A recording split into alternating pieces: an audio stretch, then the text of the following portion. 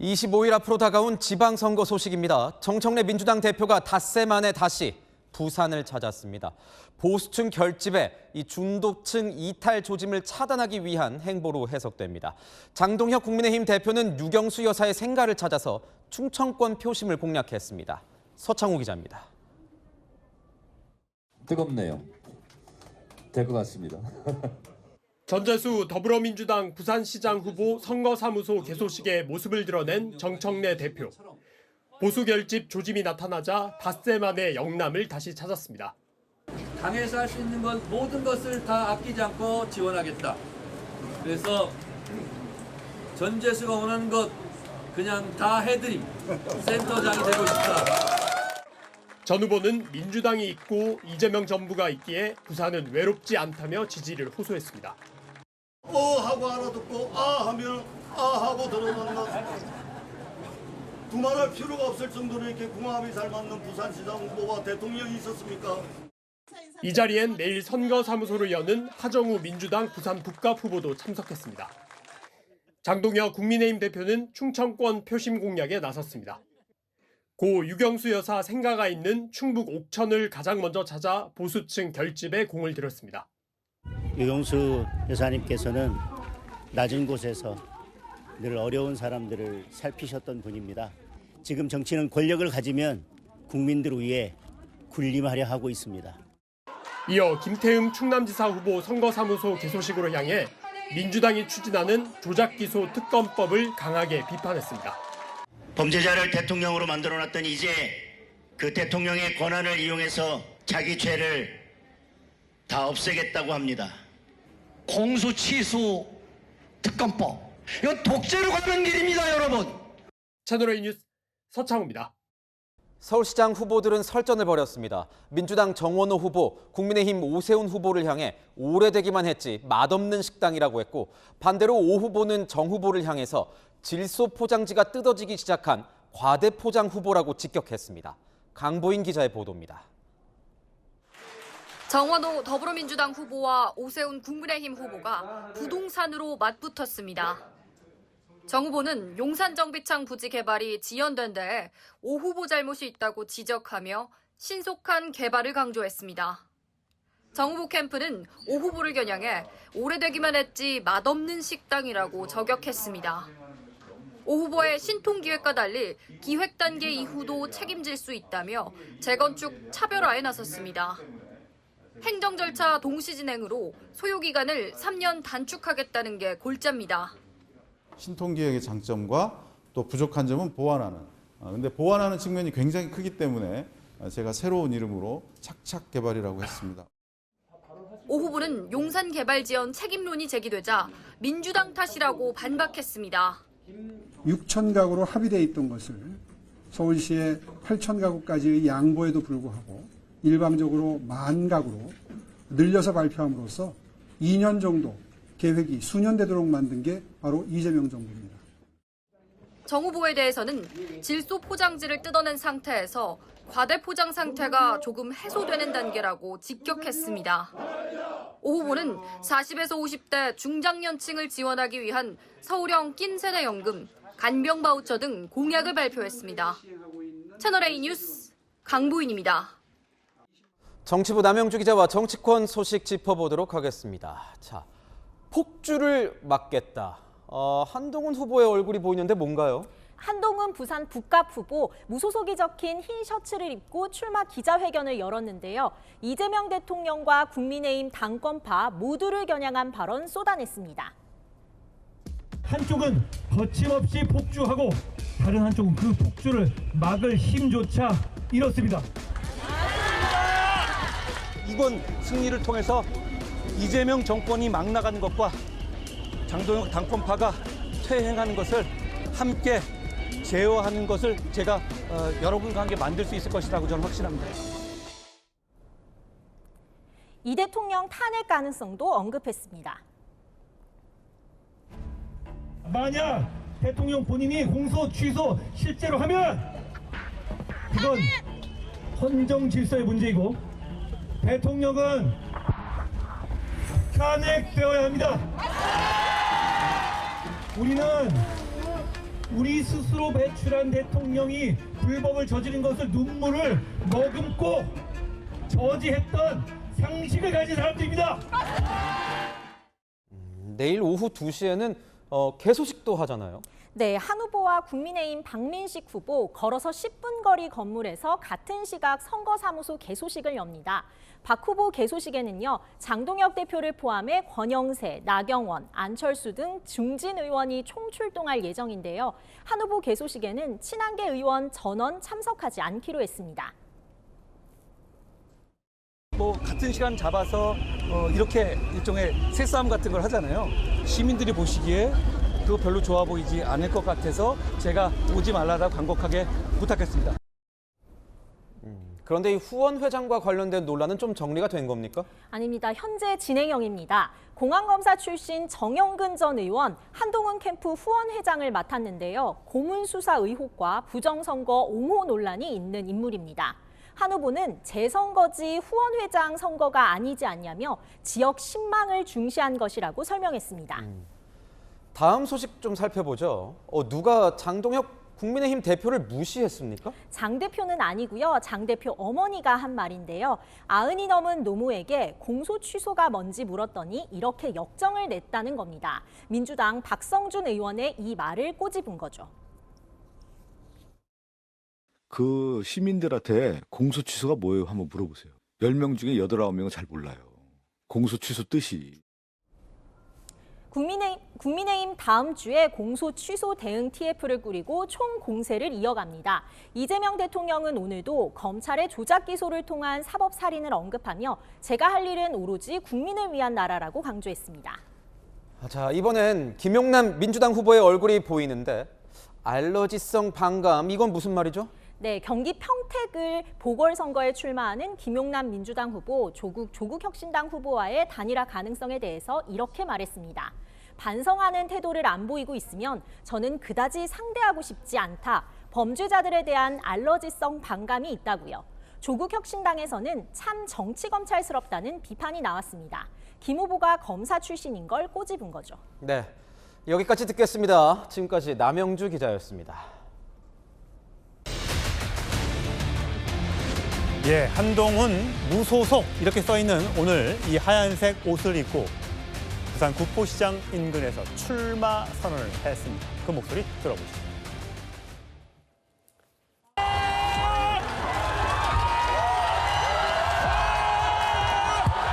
감사합니다. 국토의 미래 한동훈입니다.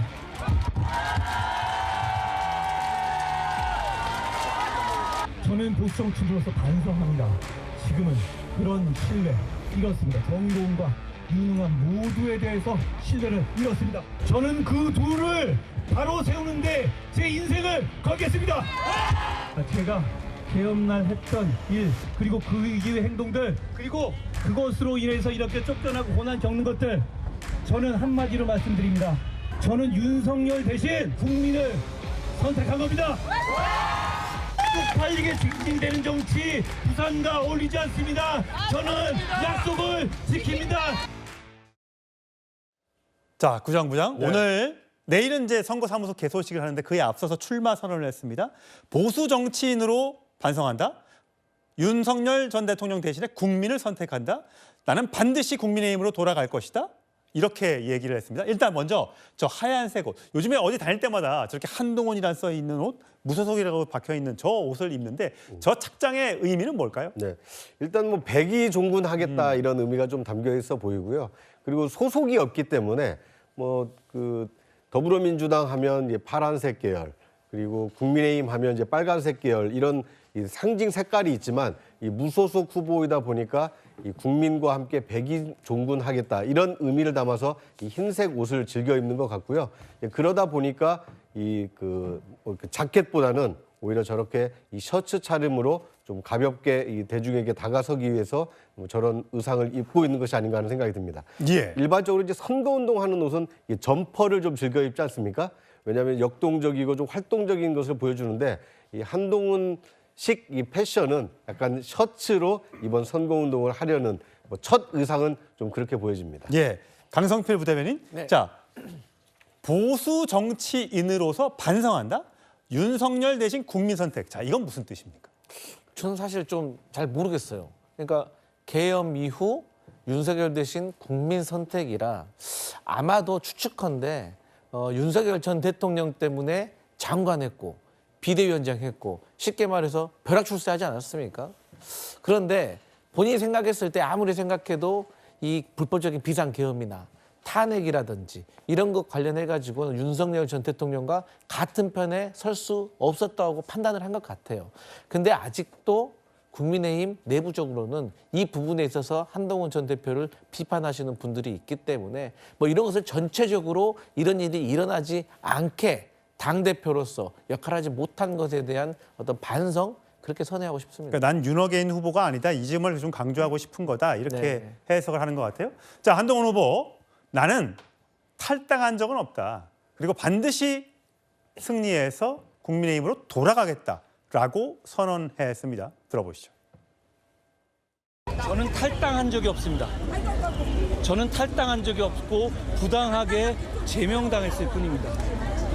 그 점으로 제가 답을 말씀드립니다. 그리고 제가 부당하게 제명당한 첫날 했던 말씀을 기억해 주십시오. 저는 반드시 돌아갑니다 라고 말씀드렸습니다.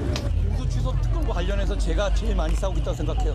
저는 공소 취소 이재명 대통령이 진짜로 추진하면 바로 거리로 나가서 시민들을 설득하고 이재명 대통령을 탄핵할 겁니다. 자, 문종영 대변인. 당선된다는 가정하에 국민의힘으로 복당하겠다라는 희망을 얘기했고요. 자, 내가 당선되면 나는 이재명 대통령과 싸우겠다. 공소 취소를 민주당 여권에서 추진하면 거리로 나가서 싸우겠다. 지금 하정우 전 AI 수석이 이재명 대통령이 보냈다라고 하면서 결국 그렇기 때문에 이 부산 북구갑 선거는 나와 이재명 대통령의 싸움이다. 이렇게 프레임을 하고 있는 것 같습니다.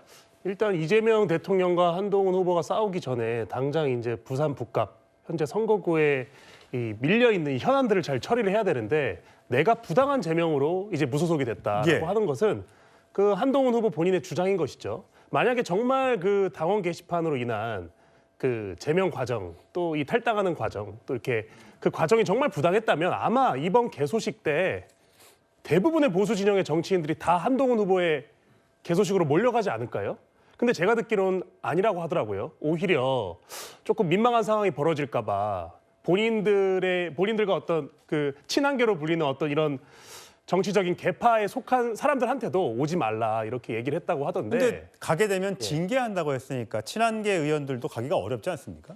근데 징계를 한다 그래도 오려고 했던 분들이 있었습니다. 뭐 사격으로 메달을 굉장히 많이 땄던 비례대표 의원이나 뭐 이렇게 이런 분들이 그러니까 공식적으로 나는 개소식에 간다고 했는데 오히려 이제 후보가 막은 것이죠. 저는 그래서 보수 재건이라는 이런 그 얘기를 계속해서 한동훈 후보가 하고 저 지금 윤석열 전 대통령 대신 국민을 선택했다 이런 얘기도 하는데 정작 지금 부산 북갑에서는 정형근 전 의원 예전에 각종 그 시국 사건에서 고문 의혹으로 정말로 어떻게 보면은 반독재에 앞장섰던 그런 분들을 자기의 이 후원회장으로 지금 선임을 했어요. 그러니까 이런 좀 모순적인 행보들, 뭔가 맞지 않는 이런 정치적인 행보들이 지금 부산 북갑에서 굉장히 부정적인 반응을 나타내고 있는데 이런 것들을 해결하지 않고 당장 뭐 반윤석열, 반이재명 이런 너무 큰 어젠다를 던지는 것은 제가 봤을 때 본인의 의도대로 지금 부산 북갑의 민심이 흘러가고 있지 않아서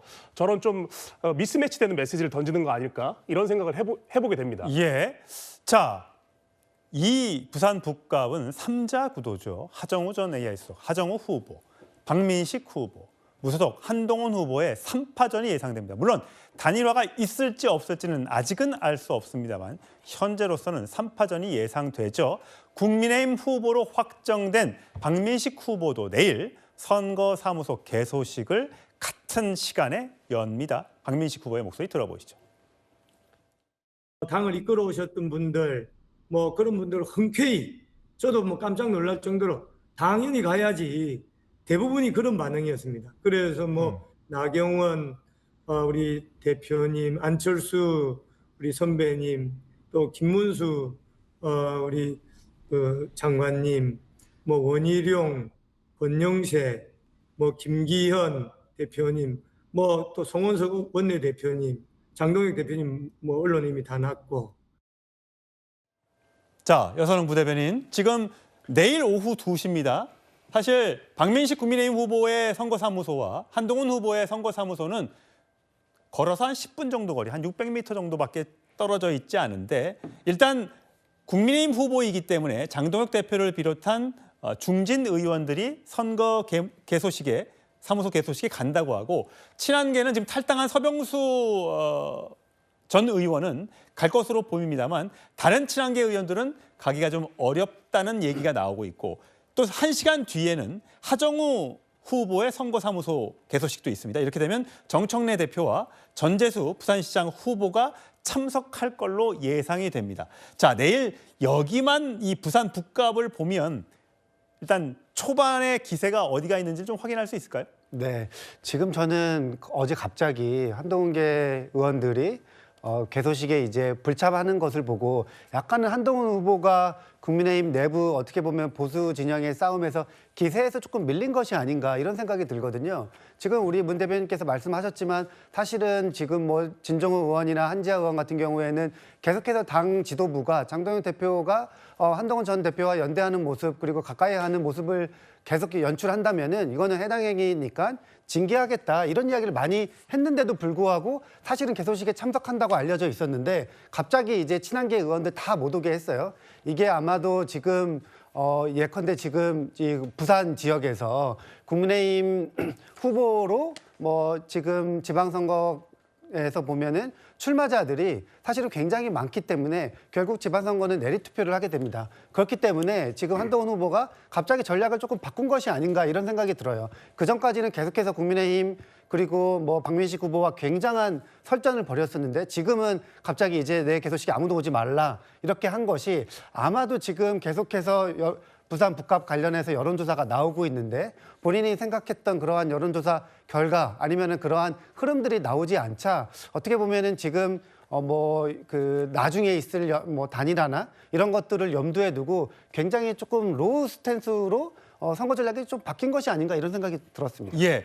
일단 부산 북갑 가상 양자 대결을 보면 오차 범위가 플러스 마이너스 4.4%포인트이기 때문에 양자 대결을 하면 하정우 대 박민식, 하정우 대 한동훈 해도 모두 오차 범위 내에서 접전을 벌이고 있는 것으로 나타나고 있습니다.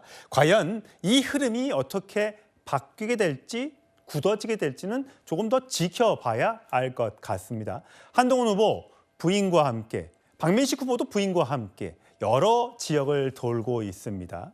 전입신고도 했다고 하고요. 자, 그 모습도 이번 선거 과정에서 지켜보면 재미있을 것 같습니다. 화면으로 만나보시죠. 저는 잘 못 먹고 다녀요. 저기 많이 싸다놨어. 뭘요? 밥을요? 야, 많이 싸다놨어. 저 주시려고요? 야. 이거 진짜 싸우신 거예요? 야. 진짜로 밥인데요? 많이 드십시오. 맞습니다. 요건 좀 싸서 가져가야 되는데? 잘하겠습니다. 너무 맛있었어요, 근데. 고맙습니다. 잘하겠습니다. 맞지?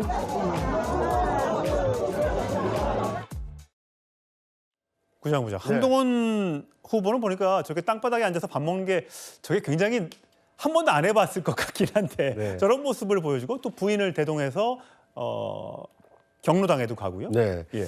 그만큼 뭐 절박하다 이런 걸 좀 보여주는 것 같습니다. 그리고 한동훈 하면 이제 엘리트 검사 이미지가 강했는데 대중 정치인으로 이렇게 변신하는 모습을 굉장히 적극적으로 보여주는 것 같습니다. 이 선거 국면에서는요. 후보자가 유권자에게 차 한 잔 대접해도 이건 선거법 위반이 되거든요. 그런데 반대로 유권자는 후보자에게 줄 수가 있습니다. 예. 지금 보시면은 이 유권자인 그 할머니께서 도시락을 싸워서 이제 한 후보에게 이게 주는 장면 그리고 그걸 맛있게 받아 먹는 장면이 나왔는데요. 지금 부산 북구갑은 그 하정우, 박민식, 한동훈 3파전이기도 합니다만 한동훈 후보를 둘러싸고 이 국민의힘 내부가 친한과 비한으로 지금 쪼개져 있기 때문에 과연 이번 북구갑에서 국민의힘 공천을 받은 박민식 후보가 선전할 것이냐 아니면 당이 제명한 한동훈 후보가 선전하느냐에 따라서 국민의힘 앞으로의 운명 그리고 장동혁 대표 체제의 운명도 달려있기 때문에 한동훈 본인의 정치적 운명도 걸려있기 때문에 굉장히 좀 치열한 선거전이 예고가 되고 있고 그 배우자인 이 진은정 변호사까지 대동해서 이 선거운동에 나서는 모습을 좀 보여주고 있는 것이 아닌가 하는 생각이 듭니다. 예, 예전에 뭐 선거에서 부인이 목욕탕에 가서 뭐 때도 밀었다는 얘기까지 있었을 정도인데 과연 이번 선거전에선 그런 모습들이 동부인한 모습들이 많이 포착이 될지 한번 지켜보시죠. 예, 수도권 표심 공략에 나섰던 국민의힘 장동혁 대표가 이번 주말에는 충청을 돌며 지원 유세 보호폭을 넓혀가고 있습니다. 오늘은 고 유경수 여사의 생가를 방문했습니다. 최근 보수 결집 움직임이 눈에 띄게 나타나면서 행보에 자신감이 붙었다라는 해석도 나오고 있습니다. 화면을 제가 준비했는데 함께 보면서 이야기 나누겠습니다. 예, 오늘 빨간색 넥타이를 메고 충청권을 방문한 부산이군요. 지난주에 부산. 부산부터 갔죠? 장동혁 대표의 모습이 보입니다.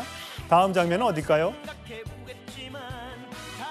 대구입니다. 추경호 대표를 끌어안고 환하게 웃는 장면 포착이 됐었습니다. 다음은 어딜까요? 이건 충청도. 오늘 충청도 김태흠 충청지사 후보의 선거사무소 개소식에 오늘 참석을 장동훈 대표가 했습니다. 자, 강성필 부대변인, 지금 저희가 어디든 달려갈 거야. 태평양을 건너 대서양을 건너 어디든 부르면 장동혁 대표는 간다는 얘기 같습니다. 영남권에 이어서 오늘 충청권을 갔고요. 자, 모든 후보들이 장동혁 대표를 찾겠습니까? 아마 이제 그러진 않을 것 같아요. 그러니까 지금 국민의힘이 좀 분열 상황으로 좀 가고 있고 그 분열 상황으로 가고 있는 게 사실 윤석열 전 대통령과 관련해 가지고 뭐 비상기업에 동의하느냐, 그리고 탄핵을 반대하느냐, 찬성하느냐, 아니고 또 지금이라도 전륜 선언해야 되느냐, 뭐 여러 가지 이런 이슈들이 있는데 이 부분과 관련해 가지고 최근에도 장동혁 대표가 비상계엄으로 인해 가지고 상처받을 국민이 뭐 있는지 모르겠다, 이런 어떤 국민의 공감대를 전혀 이룰 수 없는 이런 발언을 했기 때문에 이러한 당 대표가 가서 지원 운동을 해주는 것이 과연 도움이 될까? 물론 뭐 장동혁 대표를 지금도 지지하시는 분도 분명히 있을 겁니다. 하지만 저는 국민의힘 당세가 강한 곳에서는 모르겠지만 약한 곳에서는 아무래도 장동혁 대표가 가는 것이 조금 도움 안 될 것 같아요. 서울 어떨 것 같아요? 서울 같은 경우는 볼 것도 없이 일단 오세훈 서울시장 후보 자체가, 그리고 서울시당 위원장의 배현진 의원 자체가 장동혁 대표와 갈등을 빚고 있기 때문에 아무래도 장동혁 대표가 가면은 서로 이제 또 어색한 모습 연출되고 그런 것이 또 기사화되고 그런 것들이 국민의힘의 갈등 상황을 또 보여주고 국민들이나 지지자들은 이 집안 싸움을 제일 싫어하거든요. 그래서 어떤 전략적으로 장동혁 대표가 선거 지원 유세를 하러 가는 것이 좋겠다, 이런 생각 들었습니다. 문정희 대변인, 오늘 충청북도의 유경수 여사의 생가를 찾았습니다. 유경수 여사님께서는 낮은 곳에서 어려운 사람을 살피셨던 분이다. 오늘날의 정치는 어떤가 하면서 자기 죄 덮으려고 사실 조작하고 있다라고 하면서 이재명 정부를 직격을 했습니다. 자, 오늘 이 유경수 여사의 생가 방문의 뜻은 뭡니까? 우선은 이제 유경수 여사 같은 경우는 이제 꼭 대통령의 영부인이라는 그 신분뿐만 아니라 살아생전에 굉장히 이제 낮은 곳, 서민층을 보살피고 또 행보 자체가 정말 영부인의 표상이라고 할 정도로 많은 분들의 어떤 존경을 받았던 그런 우리 근현대사의 뭐 정말로 뭐 최고가 아니라면 정말 많은 사람들이 이상적으로 뽑는 그런 영부인이셨는데, 최고의 영부인이라고 얘기를 하죠. 그렇죠. 그렇게 뭐 아니라고 하더라도 많은 분들이 이제 정말 좋게 평가하는 그런 분이신데, 그분의 어떤 그 행적을 얘기하면서 이제 이재명 대통령 본인의 죄를 본인의 힘으로 덮으려고 하는 그런 모순된 권력 남용에 대해서 함께 얘기를 한 것이고요. 장동혁 대표가 이제 오늘부터 충청 찍고 또 부산도 찍고요. 또 울산 이렇게 또 행보가 예정이 되어 있습니다. 부울경 쪽이군요. 그렇습니다. 그래서 뭐 이제 계속해서 이제 그 해당 지역에서 후보로 뛸 후보들과 스킨십 이런 거를 좀 넓혀갈 것인데요.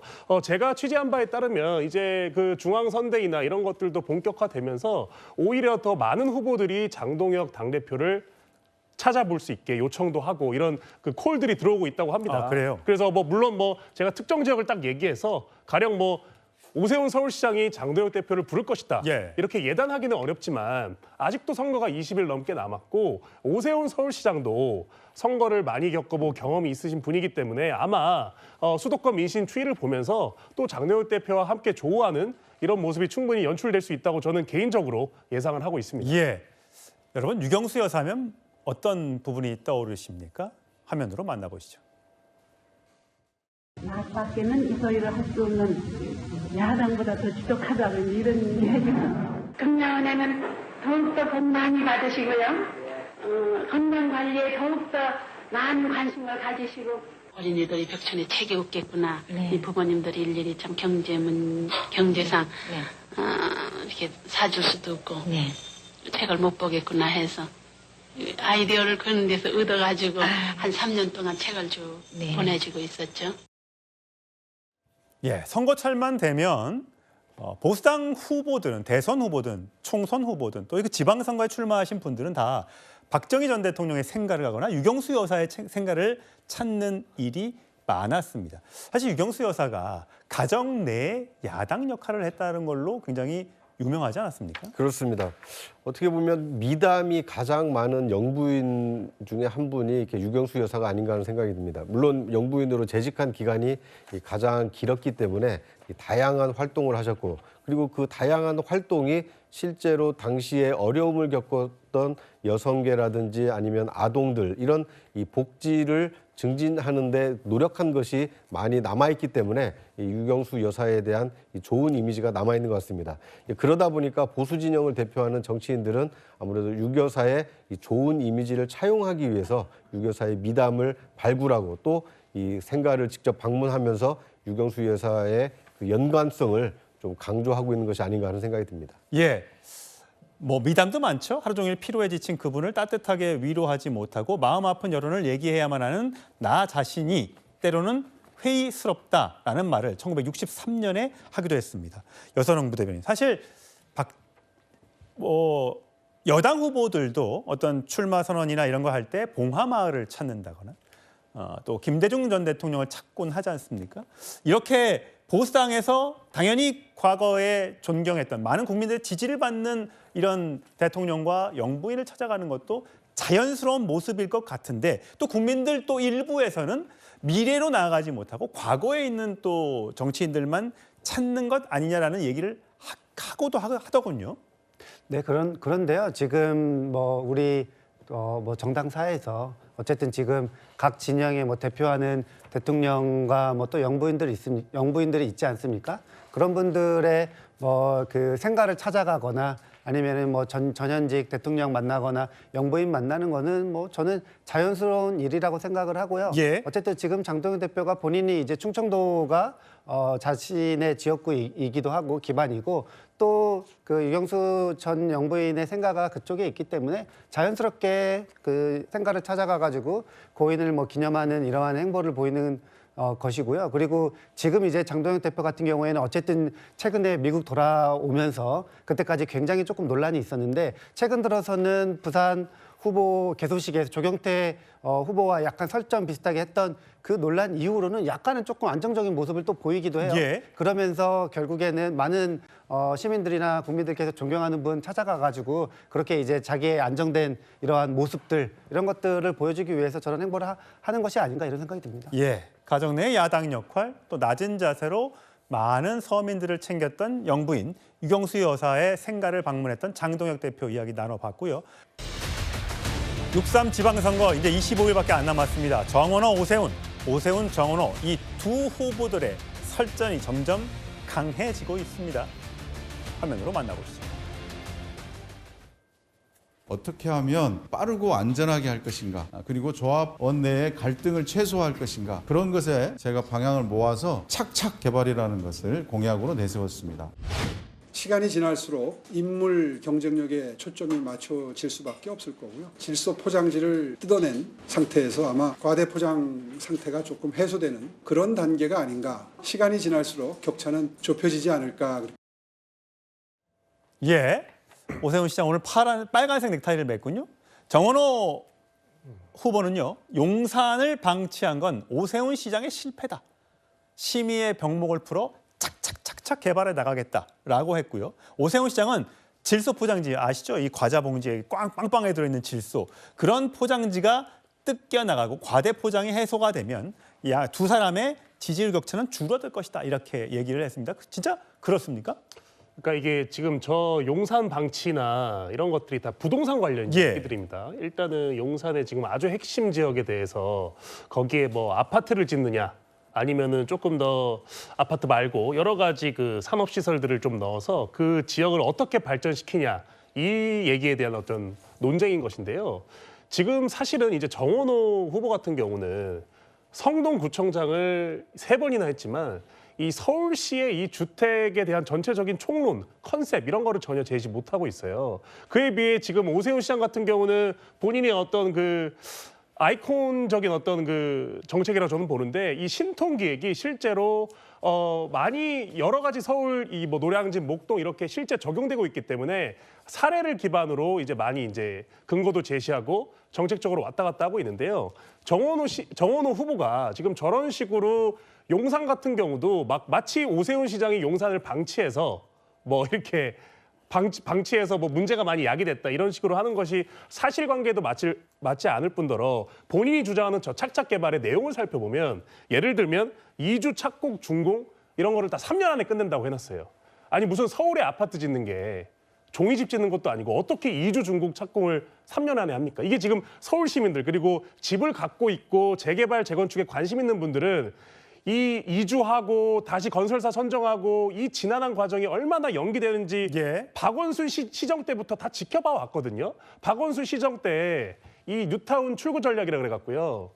재개발 지역을 해제한 데가 거의 393곳이라고 나와 있습니다. 이런 어떤 최근에 있었던 일들을 다 기억하고 있기 때문에 정원호 후보가 주장하는 저 착착 개발 내용부터 너무 부실하다. 알겠습니다. 이런 여론을 잘 한번 좀 들어봐야 된다고 생각합니다. 자, 지금 서울시에서는 뭐 족발집 또는 뭐 아구찜집 원조 논쟁이 있지 않습니까? 우리 집이 원조다. 자, 부동산 개발 관련해서 원조 논쟁이 벌어지고 있습니다. 화면으로 만나보시죠. 모든 그 재개발 재건축이 결국 통합심의가 걸려가지고 거기서 뭐 그냥 막 길게 걸리고 당정도 걸리고 저 건너편이 35층이죠. 착착 개발 공약에 그 심의위원회 횟수 늘리는 거예요. 그 심의위원들을 늘리면 되거든요.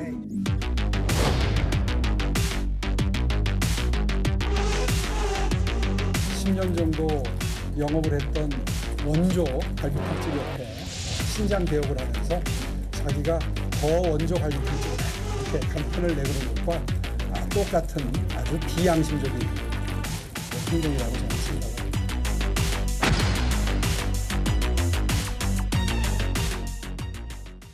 자, 여선흥 부대변인, 착착 개발을 오세훈 후보가 통째로 베껴갔다라고 주장하고 있고요. 오세훈 후보는 원조 갈비탕집 옆에 신장 개업을 하고 더 원조라고 주장하고 있다. 자, 누구 말이 맞는 겁니까? 글쎄요, 저는 지금 오세훈 후보가 뭐 서울시 부동산 정책 관련해서 사실은 뭐 조금 할 말이 없다 이렇게 생각을 하거든요. 왜냐하면 오세훈 시장이 작년에 이제 뭐 강남 지역의 토호제를 갑자기 이제 느닷없이 해제를 하면서 그때 서울 부동산 가격이 엄청나게 폭등을 했습니다. 그래서 이제 오세훈 시장도 깜짝 놀라가지고 한 달 만에 본인이 해제했던 거를 다시 철회를 하면서 원래 토호제가 아니었던 용산까지 토호제를 확대했거든요. 그때 이제 사람들이 오세훈 후보의 부동산 정책 그리고 부동산 관련된 이러한 뭐 비전 그리고 굉장히 불안하다 이런 말들을 많이 했었거든요. 근데 이제 이번에 정원호 후보가 오세훈 시장 관련한 여러 가지 이제 뭐 정책 중에 사실은 신통기획은 괜찮은 정책이다 칭찬을 했습니다. 그래서 본인은 거기에 더 나아가서 신통기획이 더 빨리 되는 정책 그거를 착착 개발로 이루겠다 이렇게 이야기를 했거든요. 저는 그것을 보면서 뭐 같은 당이지만 이거는 굉장히 잘했다. 무조건 전임 시장의 정책도 다 잘못됐다고 하잖아요. 근데 그 정원 후보만큼은 오세훈 시장의 그런 뭐 신통기획 이걸 이어받으면서 본인이 더 잘하겠다, 더 잘하기 경쟁이다 이렇게 공약을 하는 것을 보고 저는 정원호 후보의 부동산 정책이 굉장히 안정적이다 이렇게 생각을 했거든요. 예. 지금 막 나오고 있는 원조 논란 이거는 별 의미 없는 논쟁이다. 저는 개인적으로 그렇게 생각을 합니다. 예, 구장 부장. 네. 지금 정원호 후보와 오세훈 후보의 지지율 격차 41대 34. 이 오차 범위가 플러스 마이너스 3.5% 포인트라고 하니까 예. 거의 오차 범위 안팎이라고 볼 수가 있는 거예요. 네. 지금 판세가 어떻게 돼가고 있는 것 같으세요? 지금 앞으로 지금 선거까지 20여일 남아 있지 않습니까? 그리고 이제 후보 등록을 다음 주에 하고 그 며칠 뒤에 이제 플래카드가 걸리고 본격적인 선거운동이 시작이 될 텐데 예. 지금은 여야 대진표가 이제 확정이 된 겁니다. 예. 여당 후보는 누구고 야당 후보는 누군지 1대1로 치러지는 지역이 많은데 그러다 보니까 이제 민심이 조금씩 이 결집하는 양상이 나타나고 있습니다. 양쪽 다 말이죠. 그렇습니다. 네. 그래서 정당 지지율과 후보 지지율의 격차가 컸던 지역이 조금씩 좁혀지고 있기 때문에 앞으로 후보 등록 이후에 그리고 전국의 후보들의 플랜카드와 공약이 붙은 이후에 이 유권자들이 누구를 지지할지 결심을 할 것이기 때문에 지금 나타나고 있는 이 지지도 조사가 앞으로 얼마나 출렁이느냐에 따라서 당락에 큰 영향이 있지 않을까 하는 생각이 듭니다. 예. 오늘 그 뉴스탑10이 준비한 그 순서가 여러 가지를 시사를 하고 있는데요. 가장 먼저 부산 북구갑을 먼저 얘기를 했지 않습니까? 예. 이른바 부산, 울산, 경남, 이른바 동남권에서 보수 결집 양상이 나타나는지 그리고 충청에서 과연 이 그 정진석 후보가 이 백이종군 한 이후에 이 보수 진영이 결집하는 양상이 나타나는지 이 영향이 서울 수도권에도 미칠 가능성이 크기 때문에 이 부울경 그 중원이라고 할 수 있는 충청권 그리고 이 수도권의 민심이 앞으로 20여일 동안 어떻게 변화하느냐에 따라서 이 6.3 지방선거의 이 승패가 크게 좌우되지 않을까 이렇게 예상이 됩니다. 이른바 경부선 라인의 민심이 어떻게 변화할지에 따라서 격차가 더 벌어지게 될지, 격차가 좁혀지게 될지 결정될 것 같습니다. 민주당 정청래 대표, 조금 전 전재수 민주당 부산시장 후보 선거 캠프 개소식에 참석했습니다. 영상으로 만나보시죠. 저도 망원시장 가면 쌀집 아저씨처럼 사람들이 그러는데 저보다 훨씬 더 그렇게 전재수를 사랑하는 부산 시민들을 보면서 좋은 사람이 아니고서는 그러기가 어렵다. 전재수 좋은 사람이라면 박수 한번 보내주시기 바랍니다. 제가 이 연애를 어떻게 다 갚겠습니까? 여러분 정말 고맙습니다. 제 집사람과 함께 여러분들께 큰 절을 고개 숙여서 허리 숙여가지고 큰 절을 드리고 반드시 여러분들의 기대에 부응하겠다라는 다짐의 마음을 담아서 여러분들 큰 절 한번 올리도록 하겠습니다. 네, 고맙습니다.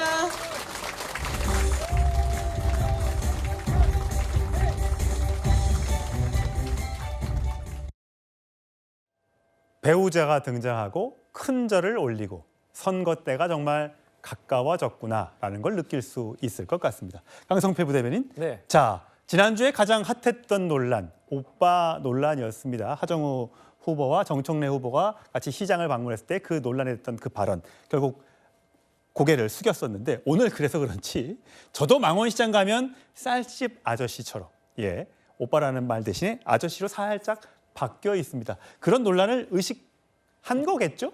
그럼요. 아니, 오빠 논란으로 홍역을 치렀잖아요. 그렇기 때문에 이제 저희 민주당에서 최소한 이번 선거만큼은 어디 가서든지 오빠는 찾기 어려울 것이다. 선거송에 보면 오빠 들어가 있는 것도 있다고 그러던데. 그러니까 그것도 앞으로 제가 봤을 때는 철회될 가능성이 매우 높다. 아, 그래요? 예. 그러니까 그래서 이제 아저씨라고 바꾸고 사실 또 아저씨가 맞죠. 예. 그렇기 때문에 이 논란에 대해서는 자유로워지기 저기까지는 저희가 나름의 이제 말조심을 할 필요가 있다라고 보고 있고 어쨌든 저희 집권 여당입니다. 그렇기 때문에 전략이 많이 있고 카드가 많이 있어요. 뭐 예를 든다면 저희는 4주차, 3주차, 2주차 그리고 여론조사 공표할 수 없는 블랙아웃까지 나름대로의 오픈해가지고 국민과 시민들의 마음을 사로잡을 수 있는 현실적인 그 카드를 가지고 있는데 뭐 벌써 HMN 본사 이전 하기로 됐잖아요. 노조하고 예. 합의됐잖아요.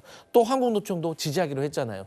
이러한 계속해서 이 퍼포먼스가 계속해서 이루어질 것이기 때문에 저는 최소한도로 전재수 후보가 박형준 후보를 압도할 것이다. 그렇게 판단하고 있습니다. 예, 아저씨 논란하면 한동훈 후보가 또 하나 거들었습니다. 화면으로 만나보시죠. 저는 우리 북구갑의 시민들의 아들, 삼촌, 형제로서 그리고 아저씨로서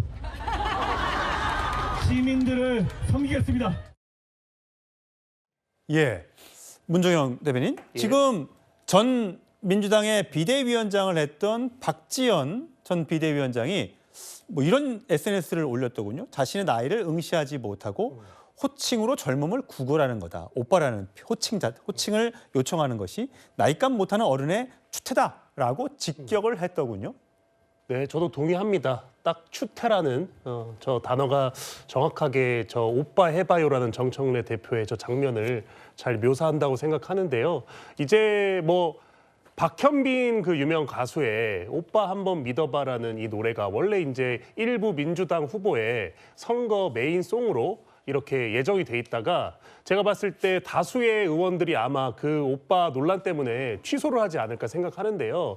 저는 뭐 오빠라고 한번 했다고 저거를 너무 과하게 해석해서 비판하는 것도 문제지만 어찌됐든 간에 당대표 그리고 신에 가까운 하정우 현재 부산 북구갑 후보가 오빠라는 것을 일종의 강요를 하면서 어린아이한테 종용하는 그 모습은 다소 충격적이었다. 이렇게 좀 평가를 하고 싶고요.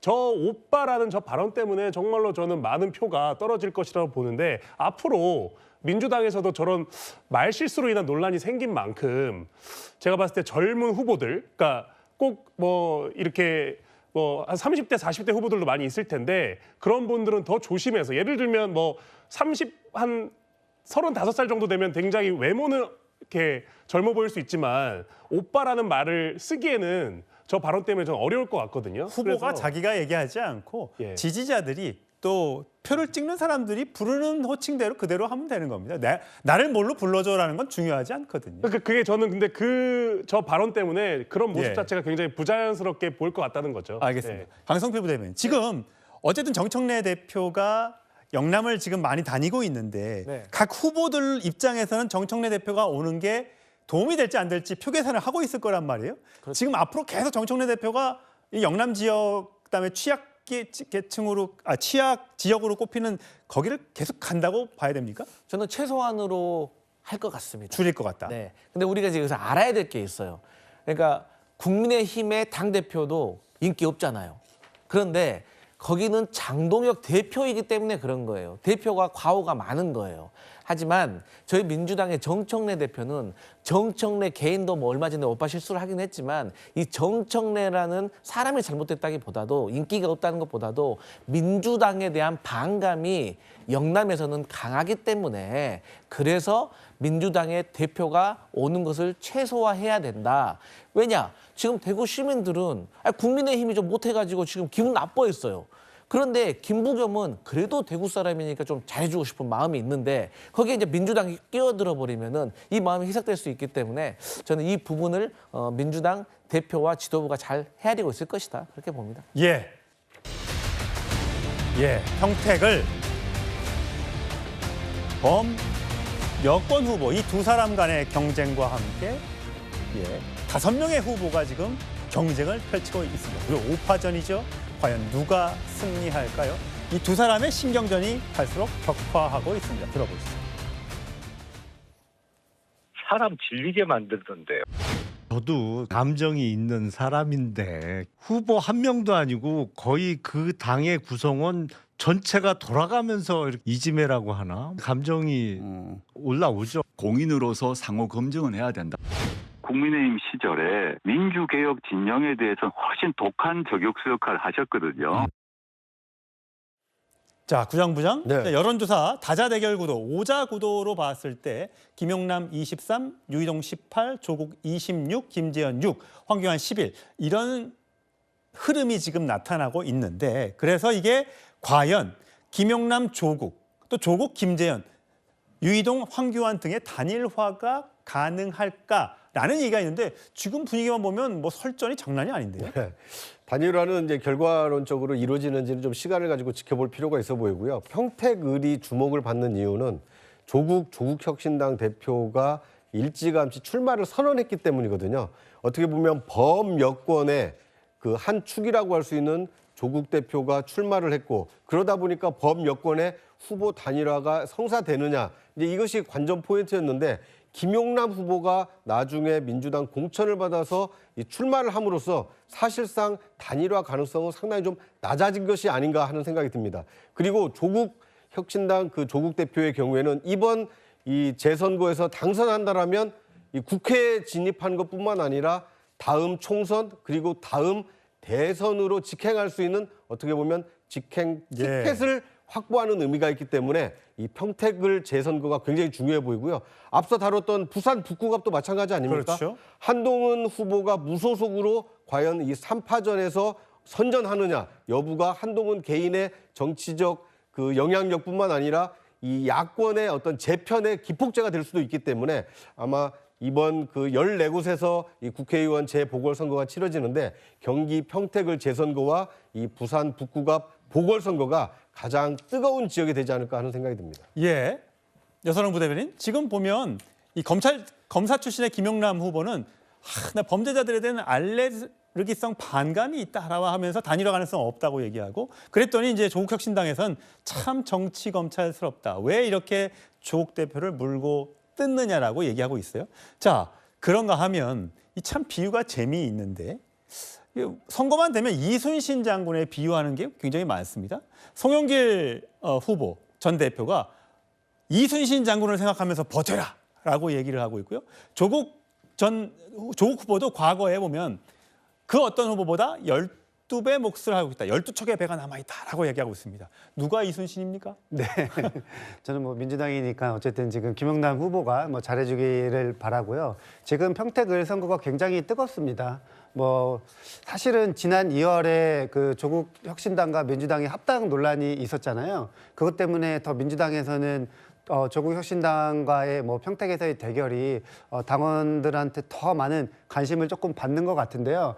지금 계속해서 이제 뭐 단일화 관련된 뭐 여러 가지 뭐 그 이야기들이 있지만 중앙당 차원의 단일화는 저는 없을 것으로 보입니다. 그러니까 중앙당이 주도하는 단일화는 없을 것으로 보이는데 선거가 조금 가까워질수록 후보들이 만약에 이제 단일화를 요구하는 그림으로 중앙당한테 요청을 한다면은 그렇다고 하면은 뭐 단일화가 가능성이 조금 있을 것 같긴 하지만 지금 아까 우리가 앞선 뭐 여론조사를 보면은 지금 다자구도에서도 뭐 조국혁신당이 굉장히 조금 앞서고 있는 모습들이 있기 때문에 지금 기준에서는 또 약간 단일화가 어려울 것 같다. 약간 이런 생각도 조금 들긴 하는데요. 예. 어쨌든 지금 뭐 범여권이라고 할 수 있는 김용남 후보와 조국 후보 같이 이제 싸우는 모습으로 한다면은 이게 혹시나 유희동 의원 아니면 야권한테 약간 조금 더 표가 가는 것이 아니냐, 우리가 너무 싸우면은 조금 어부지리하는 것이 아니냐, 뭐 이런 목소리가 계속 나올 수 있는 상황이다, 이렇게 좀 평가를 합니다. 과연 후보들에게만 단일화 등등의 이야기를 맡겨놔야 되는 건지, 중앙당 차원에서 개입이 있어야 할지